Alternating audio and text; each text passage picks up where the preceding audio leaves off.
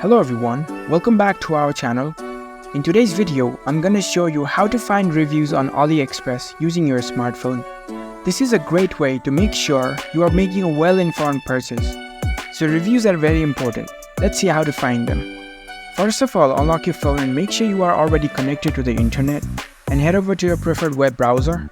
On the browser, navigate to AliExpress website.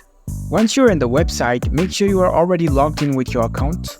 Now, you can explore through the products, or you can just directly tap on the search bar and type in the name of the product you are interested in. You will see the list of products, so tap on any product you are interested in. Once you tap on the product, it will open the products page. Here you will see all the details and descriptions of this product. You can view their photos, and if you scroll down a little bit, here you can see the review section. Tap on it. Here you will see the reviews from other buyers. You can read through these reviews to see what others have said about the product. You can also find how much they have rated for this product. Some reviews might also include photos and videos from buyers, so this can be very helpful in seeing the actual product quality. So that's it. Now you know how to find reviews on AliExpress using your smartphone.